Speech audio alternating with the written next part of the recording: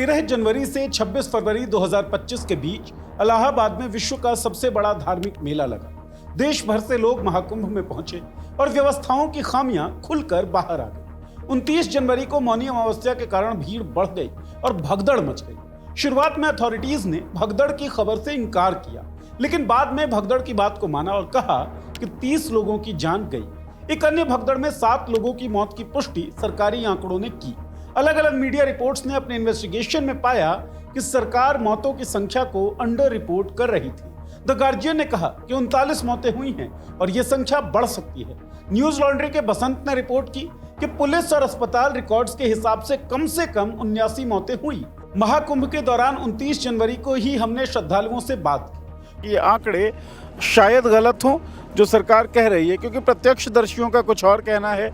Even जो police के जवान हैं, जब उनसे आप बात करते हैं कैमरे के ऊपर तो वो बात नहीं करते, उनके आंकड़े भी कुछ और ही कहानी बयान करते हैं। वहां मौजूद एक श्रद्धालु ने भगदड़ के हालात को डिस्क्राइब करते हुए सरकार के आंकड़ों पर सवाल उठाया और पूछा, केवल 30 मौतें? Seriously I doubt. कि क्या 30 लोग मरे होंगे? Seriously doubt.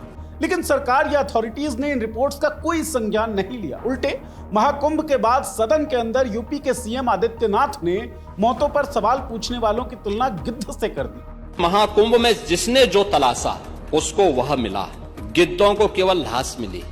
अब बीबीसी की एक रिपोर्ट आई है। इस रिपोर्ट में दावा किया गया है कि महाकुंभ में मची भगदड़ में सरकारी आंकड़े 37 नहीं बल्कि 82 लोगों की मौत हुई है, जो सरकार के आंकड़े से 121% अधिक है। अगर ये रिपोर्ट सही है तो क्या चुने हुए जिम्मेदार लोगों को पद पर बने रहने का नैतिक कर्तव्य है? क्या सरकार ने जानबूझकर आंकड़े छिपाए या फिर क्या सरकार आंकड़े जुटा ही नहीं पाई? योगी आदित्यनाथ ने सदन के अंदर कहा कि गिद्धों को महाकुंभ में लाशें दिखी। सवाल ये कि गिद्ध कहां किसे जाए? न्यूज दैट मैटर्स के इस वीडियो में बात इन्हीं सवालों की।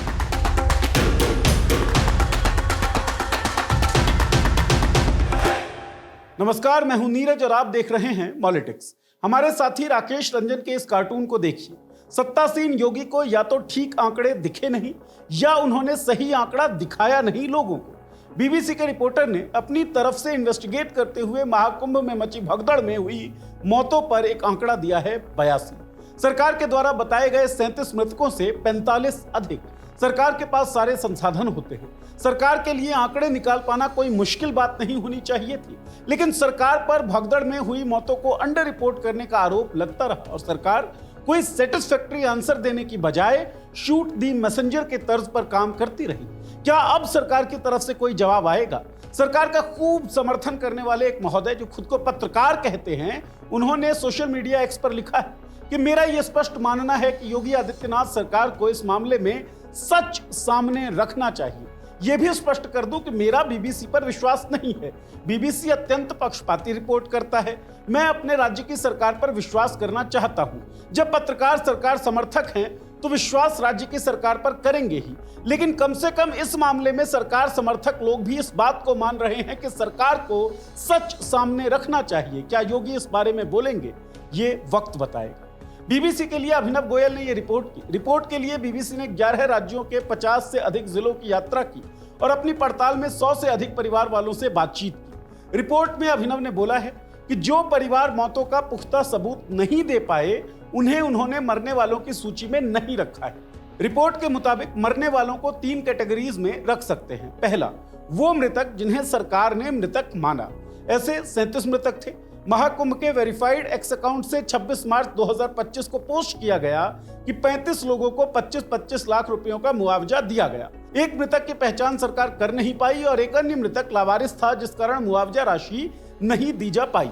लेकिन बीबीसी की रिपोर्ट के अनुसार 35 नहीं बल्कि 36 लोगों को 25 लाख रुपयों की मुआवजा राशि मिली है, डीबीटी यानी डायरेक्ट बैंक ट्रांसफर या फिर चेक के जरिए। बीबीसी की रिपोर्ट में बताया गया है कि 26 ऐसे परिवार थे जिन्हें 5 लाख रुपयों की मुआवजा राशि मिली। ये राशि कैश दी गई और जिन लोगों को ये राशि दी गई उनसे एक कागज पर साइन करवाया गया जिस पर लिखा था कि मौत अचानक तबीयत बिगड़ने से हुई। बिहार में सुनैना देवी के परिवार ने कागज पर साइन करने से मना कर दिया। रिपोर्टर अभिनव गोयल अपनी रिपोर्ट में बताते हैं कि 36 मृतकों को 25-25 लाख रुपए, जबकि 26 को 5 लाख रुपए की मुआवजा राशि दी गई, जबकि 19 ऐसे मृतक परिवारों से भी वो मिले जिन्हें कोई मुआवजा राशि नहीं मिली। सरकार के अनुसार भगदड़ में केवल 37 लोगों की मौत हुई, तो फिर 26 अन्य मृतकों के परिजनों को 5-5 लाख का मुआवजा क्यों, और वो भी कैश? क्या इतनी बड़ी राशि का कैश ट्रांजैक्शन वाजिब है? सवाल बहुत से उठे हैं। क्या सरकार जवाब देगी? ये वक्त बताएगा। अदालत भी सरकार से सवाल पूछ रही है।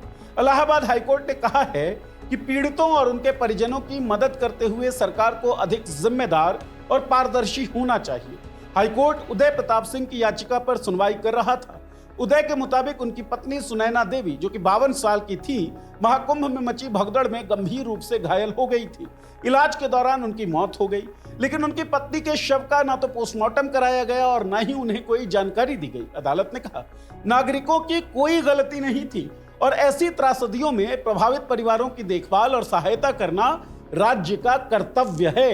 अदालत ने कंपनसेशन क्लेम करने के रिक्वेस्ट कितनों को कंपनसेट किया जा चुका है और कितने रिक्वेस्ट पेंडिंग हैं, इस बाबत भी राज्य सरकार को विस्तृत जानकारी देने का निर्देश दिया है। इससे पहले People's Union for Civil Liberties की रिपोर्ट आई थी।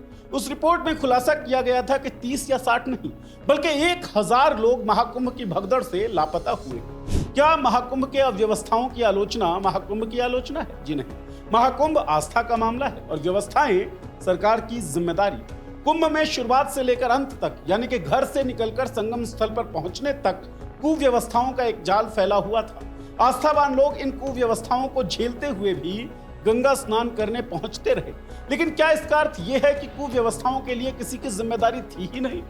अगर सरकार माने तो महाकुंभ की अव्यवस्थाओं को दिखाकर या मौतों की सच्चाई दिखाकर सरकार की मदद ही कर रही थी मीडिया, बशर्ते सरकार अपनी पीठ थपथपाने की जगह चीजें दुरुस्त करने को प्रतिबद्ध होती।